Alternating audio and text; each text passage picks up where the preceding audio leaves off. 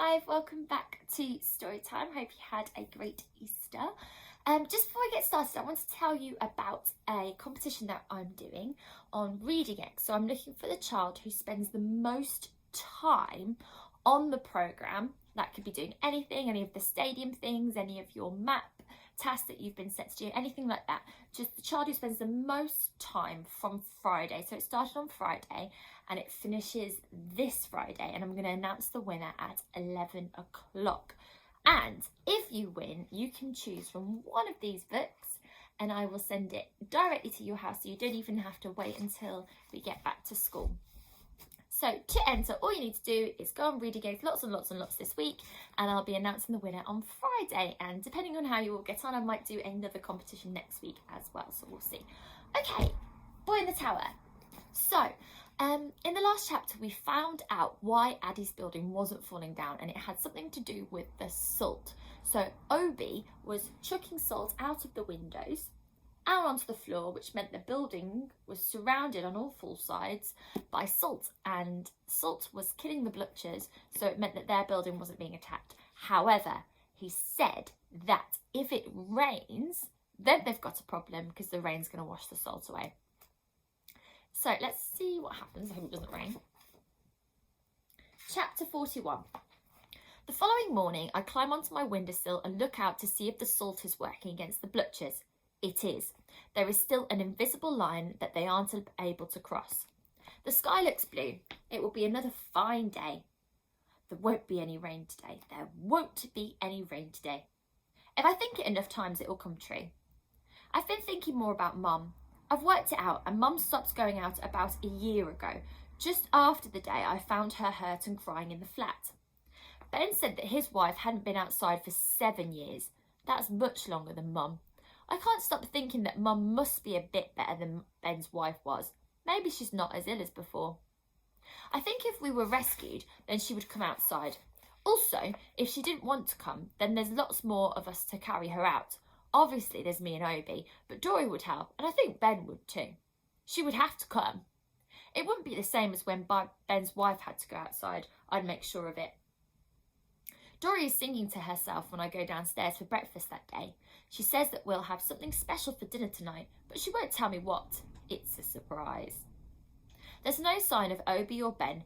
Dory says that they've eaten already and that they are doing something with the water tank on the roof. My face must look worried because the next thing she says is, "Oh, don't worry, you know they'll be careful, and you've heard about Obi's theory that the spores are not flying high over the ground." We eat peanut butter on crackers that morning and have a little cupful of tinned fruit each too. I have a funny thing about tinned fruit because I always think it tastes a bit metallic, even when no one else does, so I eat my cup quickly and try to swallow it down without chewing too much. After I've taken Mum for breakfast, I go up a floor I haven't searched yet to start collecting more food. The first flat I go into is really smelly, and I only find a couple of tins of dog food at the back of one of the cupboards. I don't even have enough food to fill my rucksack, so I go into the next flat along. Straight away, I can tell that the person who used to live here liked making cakes. There are lots of bags of flour and little red tins of cocoa powder and cartons of eggs and little plastic packets of hundreds and thousands in silver balls. I stop to look at the photographs hanging on the wall. There is always a pretty woman in each photograph and 2 little boys. They're younger than me and they've got dark curly hair and big brown eyes. They're smiling in every photo, and it makes me wonder where they are now and if they're still smiling as much as they are in the photos. There are a few photos up in our flat of me and Mum. There's one when I'm a tiny baby and Mum's smiling so hard it looks like her cheeks might crack. There's another one when it's my birthday and I'm sitting on Mum's lap in front of a white birthday cake. They make me feel sad when I see them because things are so different now.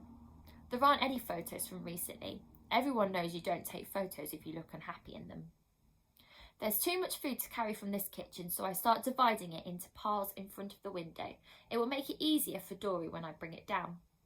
I put all the flour in one pile and sweet things in another, and in the end I have about 7 different heaps of various foods. I will need to take several trips to carry this down. But just before I start loading it up, something catches my eye from outside the window. I think I see it. I see something move outside, from behind some of the trees. It is something or someone just running out of sight to hide. I look again and stare at the little spot where I think I saw something. I see again a flicker of movement in one of the bushes there, as if someone is hiding just behind it. I look again and again, but I can't see anything more after that. I could convince myself that there is nothing out there, but I don't. I keep looking, running my eyes over and over the same patch of bushes, trying to find out what moved there. I feel sure there is something there, looking up at the tower right now. Perhaps they've got a mask on like Obi had, but are running low on air. I think, maybe they need to come into the tower just like Ben and his wife did. I think, maybe they need rescuing too. I know I'm not a hero, nothing like a superhero in a shiny red cape who knows they will save the day.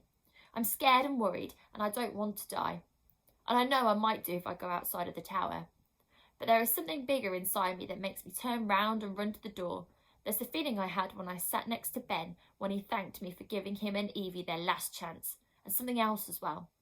It's not a feeling I've ever had before, really. It's just like a certainty that I know the right thing to do, and that it is to try and save the person who's outside the tower. I know I can't waste any time. I need to get to them straight away. Ben said that Evie had died in just moments in the open air. Suppose the person in the bushes doesn't have very much air left, or perhaps they're injured and they can't walk the very last bit of the way to our block. Suppose that this is their last chance. There is no time to go and find Obi or Dory or Ben. I run downstairs to the basement as quickly as I can. My legs are taking me down the steps so fast that I think they might crumple beneath me at any minute, but I don't fall. I make it all the way downstairs to Obi's room. I pick up the tattered rucksack with one of the silver canisters we found all those days ago inside it. The mask is still attached to it. I fiddle with the top of it just like I saw Obi do, and I hear a small hissing sound coming from the mask. I put it over my mouth and breathe in. It's working fine. I struggle to put the rucksack on my back. It's too big for me really, but I can just about manage it. Then I start taping up the mask, just like I did when Obi put it on. It's harder now I've got it on myself, and I keep getting the tape tangled so it sticks to itself. And then I have to start again. Finally, I'm putting on the old swimming goggles and tying scarves around my face as best I can. I am ready.